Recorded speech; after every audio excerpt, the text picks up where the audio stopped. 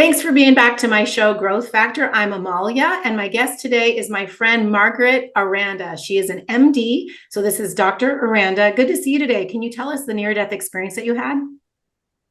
Sure. Thank you so much for having me here. And I really appreciate the opportunity to tell my story. Sometimes a lot of time goes by where I haven't mentioned it to anyone. So it's like reliving it each time. And I appreciate that because it's so spiritually empowering to me. So, to give you some context, my daughter and I were in a very severe car accident where we were T-boned at 90 miles an hour, spun in a complete circle, and then jumped over to face oncoming traffic. And the lady that hit us had reached over to grab some food, and she actually broke the rear axle on the tire of a Suburban truck. So it was an extremely hard hit. And unbeknownst to me and everybody else, I had a traumatic brain injury. I had dysautonomia. I felt like I was dying this one day and got rushed to the hospital. I had already been to this hospital about 40 times in a matter of 2 or 3 months, and nobody knew what was wrong with me. So every time I showed up at the emergency room, they didn't know what was wrong with me. They almost literally rolled their eyes at me and just got me out of there as fast as they could. I was fainting every time I stood up. I was severely bedridden. I was losing water, totally dehydrated all the time, and nobody knew why. They didn't know that I had banged my pituitary gland against the ventricle, the bony structure of the brain, and it knocked out my ability to hold on to water, which is not compatible with life. So no matter how much I drank, I would urinate more than what I drank. And eventually I even got to the point where I was in almost kidney failure with no platelets and just covered with bruises. And they still didn't know what was wrong with me. So on this one occasion, about 3 months after the car accident, I was in the emergency room. They rolled their eyes at me again, but this time I don't know why. I guess because I showed up my husband at that time took me there. I showed up basically telling them that I felt like I was about to die. And that's like a weird presentation. Nobody ever says that. And I think they literally took me at my face value and thought that I was going to die in the emergency room. So much to my surprise, they took me upstairs, and I did a lot of ER as a doctor. So I kind of knew what they were supposed to be doing. They rolled me upstairs and put me in a room by myself with no monitors and no nurse. They just left me there alone. The next thing I remembered, there was a priest who walked into the room. He was wearing the black clergy wear with a white collar, and he was carrying a small glass jar that looked like it had oil in it. So he walked over to my bed to the right side of me, and I saw him dip his finger in it. And then I saw that he had dipped his finger in the oil and started raising, he raised his hand to my forehead and he started to make the sign of the cross. I closed my eyes. And when I opened my eyes, I was going down a dark tunnel, and there were people laughing around me, and there were like big bubbles blowing forward down towards this tunnel. And it was as if and it was happy. And like we were going somewhere fun. And then the next thing I knew, there was a gigantic sun in front of me and slightly to my left, and it was God. It was his presence, and he was bounding like a pulsation in a very masculine tone that was like boom, boom, like a heartbeat. But it was extremely loving, no judgment, no sin, no bad things I ever did in my life. I wasn't a bad person. It was as if I was his child. And not only that, I was his favorite child. And there was nobody else in the entire universe but me and him. And I had 100% of his attention. And he loved me just the way I was. And I was floating in a silhouette of myself as if it was a spiritual body. Well, it was. My ankles were dangling towards outer space, like towards the bottom with no tone in them. My toes were pointed straight down. And same with my wrists. I didn't have any tone in them. And I remember God's light went and it hit my right leg. And then it went up my body to my head. And I remembered thinking, how did that happen when my left leg is closer to him? And how did that light like bend around my left leg to hit my right leg? And then almost at the same instant, I thought to myself, why am I questioning God? Like I shouldn't be so scientific because he can do anything. So I wasn't in a normal place where normal rules, were beheld. So the other thing that I remember is I had no more tears. I knew 100%, like my body was fully saturated, like underwater, that I would never cry again for the rest of all eternity. I would never shed a tear. I would never be sad. I wouldn't know any sadness. I would only know joy. And anything that ever made me sad in the past would never make me sad again. And I would never have sorrow. In fact, I remember feeling that so distinctly and so thoroughly and so 100%, like that it saturated my being, like in suspended time almost.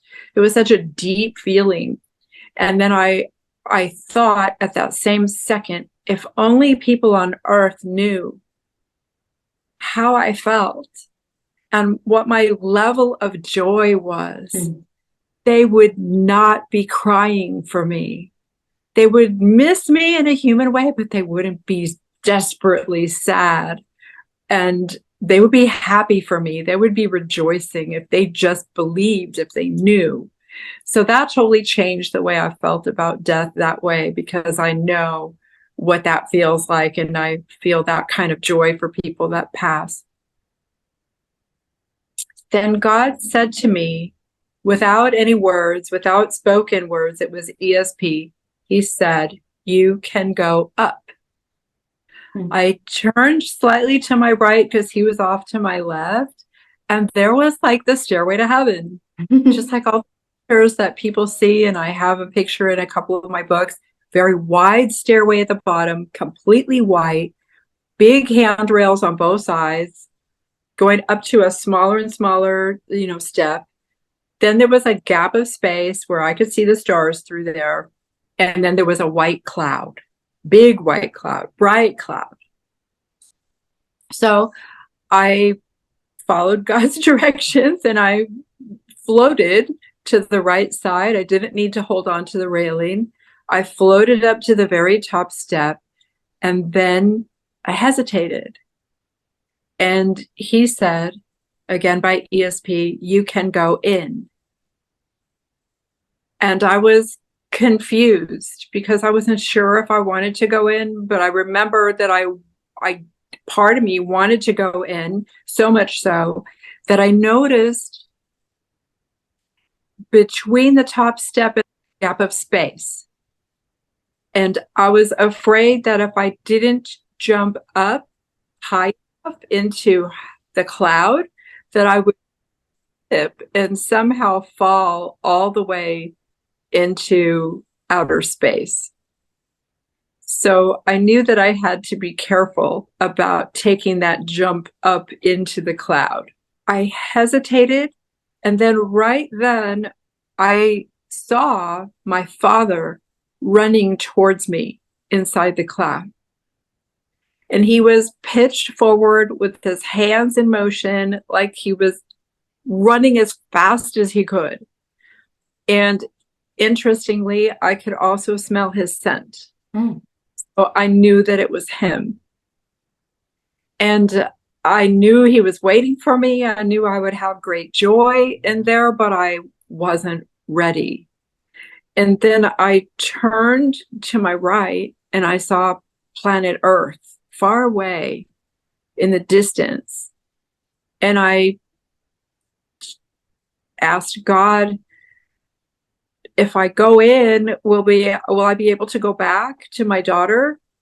And he said, no, nobody goes in and can go back. Once you go in, you stay there.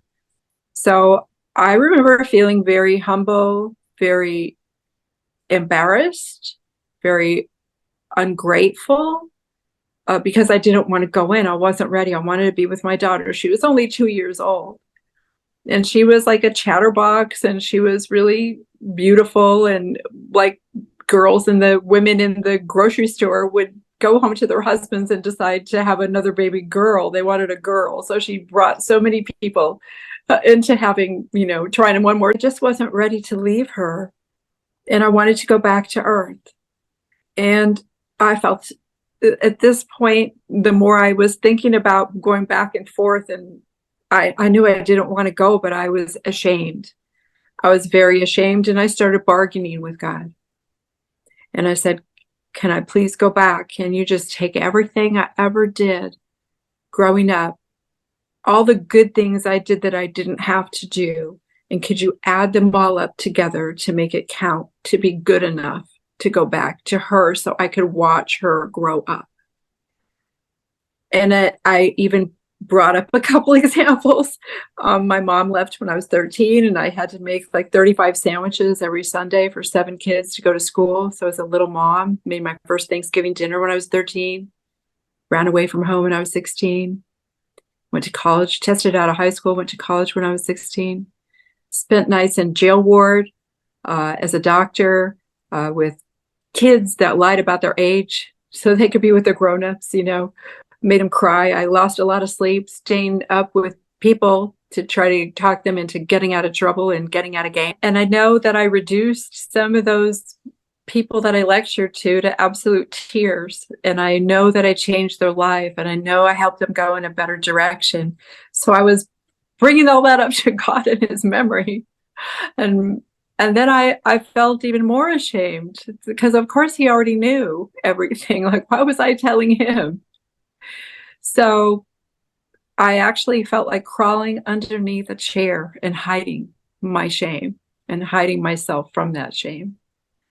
So I remember bending forward and closing my eyes and just kind of wrapping myself up into a little ball of shame.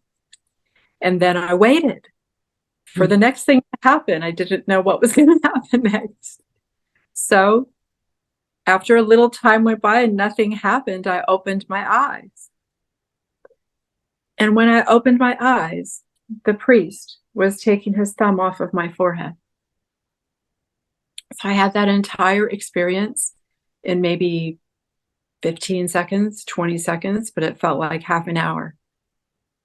And I didn't get my healing for another 12 years.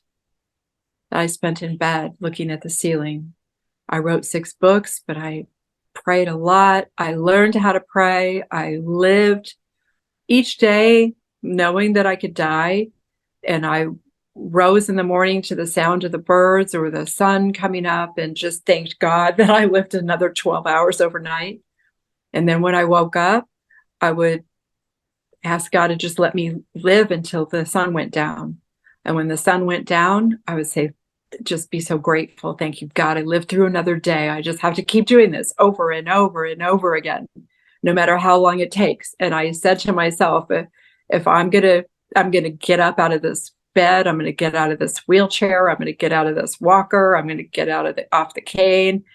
And it took 12 years, but I saw myself walking. I saw myself talking. I couldn't even say the word "the" for a long time.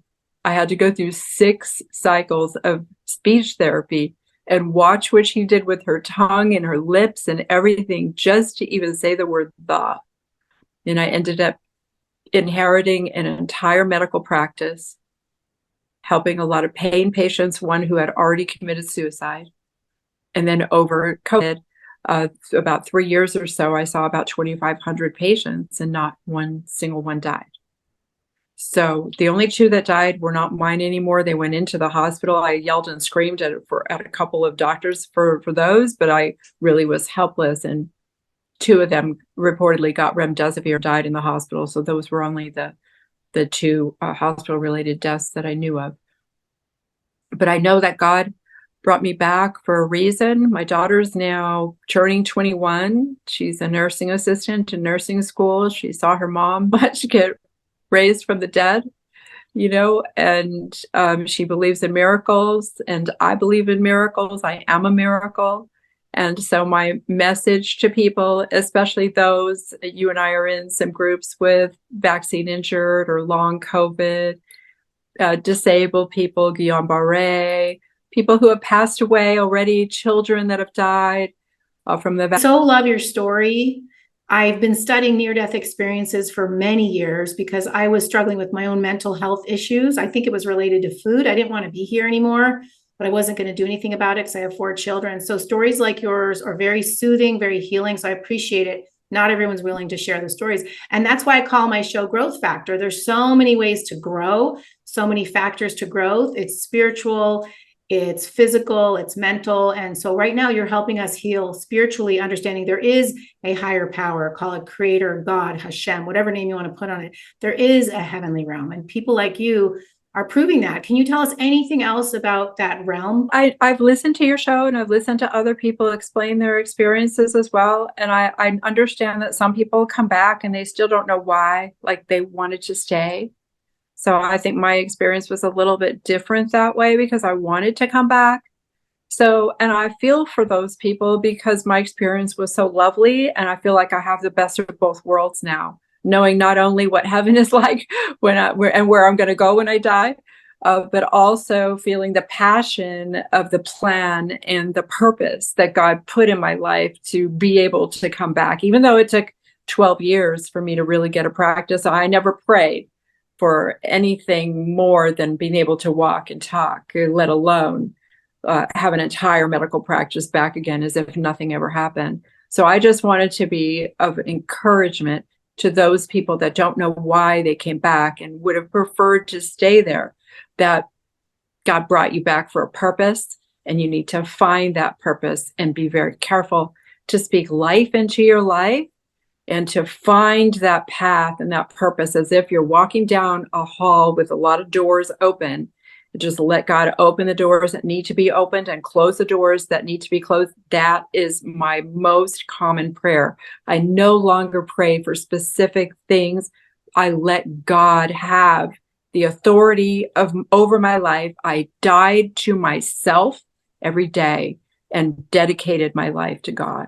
So I'd like to leave people with that because I think it's a win-win that way. Well, thank you for being here, Dr. Ferrante. We so appreciate you sharing your story. I hope you all follow Dr. Ferrante on her social media, which I'll put below in the description, as well as me, my Twitter. You can look up growthfactor.org or Growth Factor Substack. I also have a Substack. So thank you for being here, and thank you everyone for watching.